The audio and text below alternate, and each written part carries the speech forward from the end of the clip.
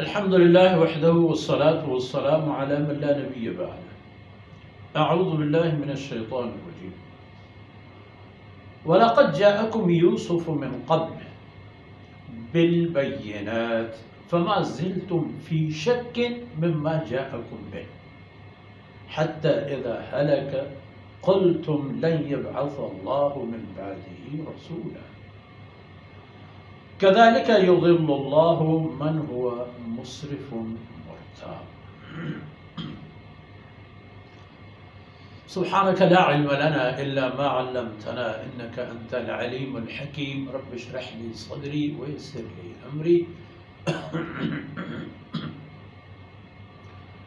واحلل عقدة من لساني يفقه قولي واجعل لي وزيرا من أهلي. رب زدني علما وارزقني فهما ثم أما بعد. گرامی قدر بھائیوں بہنوں اور پیاروں، فرعون کی کنبے اور اس کی فیملی سے جو اہل ایمان تھا اس نے اب حقائق کھول دیے تھے. علی الاعلان سیدنا موسیٰ علیہ السلام کی حمایت پر کڑے تھے اور فرعونیوں کو بھرپور انداز میں سمجھا رہے تھے کہ دیکھو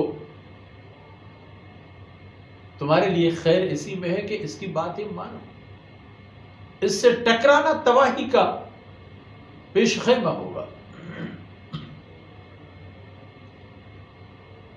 اور فرعونیوں کو اور فرعون کو سمجھانے کے لیے انہوں نے ایک اور واقعہ بیان کر دیا.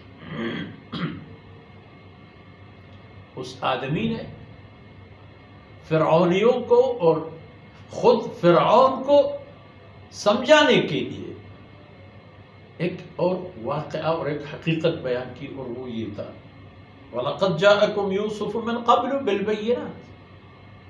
سیدنا موسیٰ علیہ السلام سے پہلے اسی آپ کے ملک اور آپ کے علاقے میں حضرت یوسف علیہ السلام اللہ کے پیغمبر کی حیثیت سے تشریف لائے. اللہ کے رسول تھے، آپ لوگوں کو اللہ کی طرف بلاتے تھے، آپ لوگوں کو کی ایمان پر محنت فرما رہے ہوتے تھے.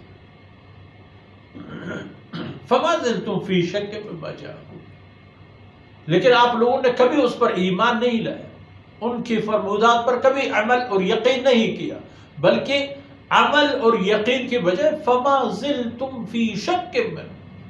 سیدنا یوسف علیہ السلام کی رسالت اور اس کی فرمودات کے بارے میں تم لوگ ہمیشہ شکوک و شبہات کی شکار رہے.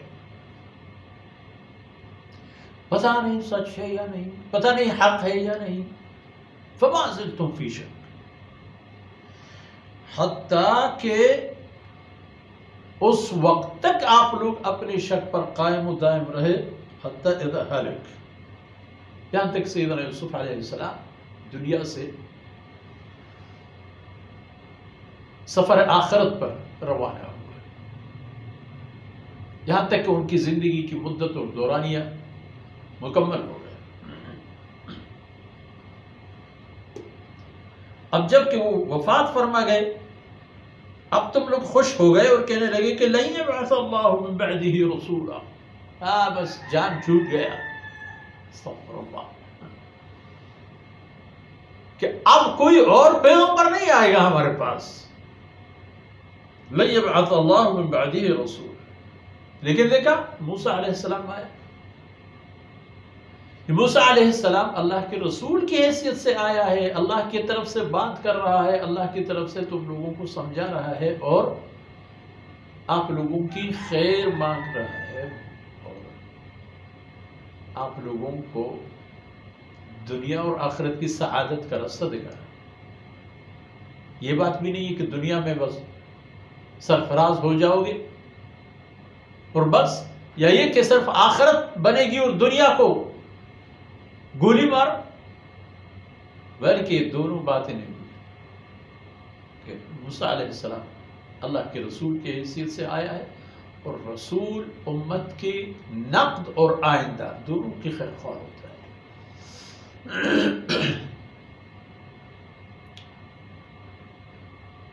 تو آپ لوگوں نے حضرت یوسف علیہ السلام کی نبوت کا بھی انکار کیا، ان کے رسالت اور فرمودات پر، ان کے حق اور سچ ہونے پر بھی شک کرتے رہے، اور بتا رہے تھے کہ اب کوئی اور نبی نہیں آئے گا، اور یہ دیکھیں اللہ کے رسول آئے حضرت موسیٰ علیہ السلام۔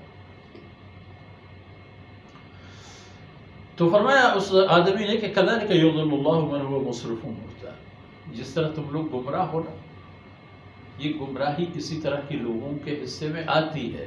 مسرف قانون توڑنے والا، حدود پلنگنے والا۔ تم لوگوں نے اللہ رب العزت کی متعین فرمودہ حدود کو خاطر میں نہیں لائے اور روند کر آگے بڑھے۔